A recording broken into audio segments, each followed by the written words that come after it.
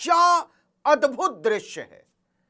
America के उपराष्ट्रपति JD Vance दौड़ दौड़कर ऐसे पाकिस्तान पहुंच रहे हैं जितना नोएडा गाजियाबाद का आदमी दिल्ली के कनॉट प्लेस इंडिया गेट पे नहीं जाता है। डोनाल्ड ट्रंप दिन भर में 3 बार फोन लगाते हैं इस्लामाबाद। पहलगाम हमले की भूमिका लिखने वाला आसिम मुनीर शांति का सबसे बड़ा मुनीम बनता फिर रहा है और हमारे विश्व गुरु और उनके चेले बैठकर ताली पीट रहे हैं। सबकी समझ में आ रहा है कि कहने को कोई कुछ भी कहे, कितना भी गाल बजा ले, कितने भी इश्तिहार छपवा ले, लेकिन दुनिया की नजरों में हम न 3 में हैं और न 13 में। एस जयशंकर भले पाकिस्तान को दलाल कहें, लेकिन हकीकत यह है कि अगर शांति वार्ता कराने में पाकिस्तान की कामयाबी की कामना इस धरती पर सबसे ज्यादा कोई कर रहा है तो वो नरेंद्र मोदी कर रहे होंगे। क्योंकि पाकिस्तान अगर ईरान और अमेरिका के बीच समझौता कराने में सफल हो जाता है तो नरेंद्र मोदी की झुकी हुई गर्दन में थोड़ी सी जुम्बिश आ सकती है। वरना यह पोल खुल चुकी है कि नकली विश्व गुरु की हालत खराब है, क्योंकि बेंजामिन के देश को पापा बनाने के चक्कर में लंका लग चुकी है भारत की विदेश नीति की। इस वीडियो को अंत तक देखिए और समझिए कि कैसे अमेरिका और इजराइल की आरती उतारते उतारते बड़े हजूर दुनिया की नजरों में हास्यास्पद हो चुके हैं, और उन देशों की नजरों में तो बहुत ज्यादा जिनके नेतृत्व की दावेदारी हासिल करने के लिए हजूर के पहले वालों ने कड़ी मेहनत की थी। लेकिन कमअक्ली, कमजोरी और कमबख्ती ने सारा बेड़ा गर्क कर दिया है। चलिए विस्तार से समझते हैं इसको। जिस ईरान से याराना था वो हमारे जहाजों पर गोली दाग रहा है। होर्मुज से ईरान नहीं निकलने दे रहा हमारे जहाजों को। वहां से निकल भी गए तो अमेरिका नाकेबंदी किए बैठा है। वैसे तो डोनाल्ड से लेकर बीबी तक सब दोस्त ही हैं हजूर के, लेकिन अब सबने मिलकर तेल निकाल रखा है भारत का। विश्व गुरु का क्या है, उनके मशरूम की सप्लाई मुसलसल जारी है, लेकिन इसकी भारी कीमत भारत की जनता चुका रही और चुकाएगी। अब डूबी हुई लुटिया को बचाने के लिए इतिहास के सबसे नाकाम राष्ट्रीय सुरक्षा सलाहकार अजीत डोवाल को सऊदी अरब भेजा गया, और डोवाल के अरब की धरती पर उतरते ही दिल्ली की गोदी मीडिया में फैलाया जाने लगा कि मोदी के जलवे का प्रसार करने सऊदी गए हैं डोवाल। विदेश मंत्रालय के प्रवक्ता रणधीर जायसवाल ने कहा कि प्रधानमंत्री के निर्देश पर खाड़ी देशों में हमारा आउटरीच जारी है। आउटरीच कहते हैं गिड़गिड़ाने को। इसी कड़ी में राष्ट्रीय सुरक्षा सलाहकार अजीत डोवाल सऊदी अरब पहुंचे, जहां उनकी अलग अलग सऊदी नेताओं के साथ अलग अलग मसलों पर बात हुई। भाई वाह। इस दौरान उन्होंने ऊर्जा मंत्री, विदेश मंत्री और सऊदी अरब के सुरक्षा सलाहकार के साथ बैठक की। यह भी बताया गया कि द्विपक्षीय संबंधों की समीक्षा और क्षेत्रीय हालात पर विचारों के आदान प्रदान के लिए और आपसी हित के अन्य मुद्दों को लेकर यह मददगार साबित हुई।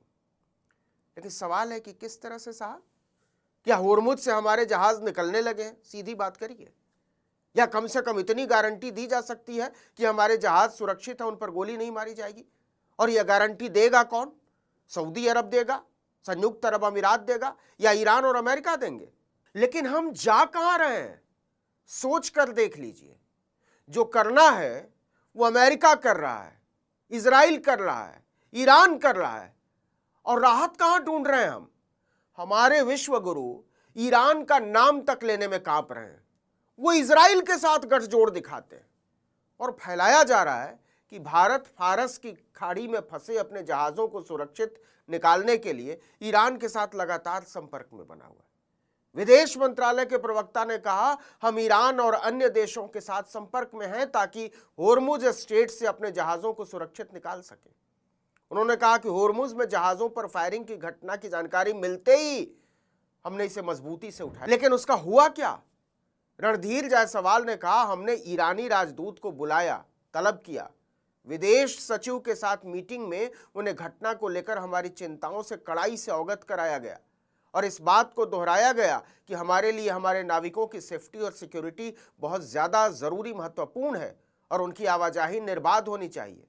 तो हो गई निर्बाध, मान लिया ईरान ने। ईरानी राजदूत ने तो विदेश मंत्रालय से बाहर निकलते ही कहा, ठीक है, हम भारत की चिंताओं की जानकारी अपने मुल्क के अधिकारियों तक पहुंचा देंगे। क्या ईरान ने कहा कि हमसे गलती हो गई, या आगे से हम ध्यान रखेंगे, या आपके जहाजों पर हमारी कोई पाबंदी नहीं होगी? तो इसका सीधा जवाब है नहीं। अब जरा खेल को और ठीक से समझिए, बारीकी क्या है। ईरान संकट के बीच शांति का कटोरा लेकर सऊदी अरब क्यों पहुंचे एनएसए अजीत डोभाल? क्योंकि सऊदी अरब की पाकिस्तान के साथ भी डिफेंस डील है।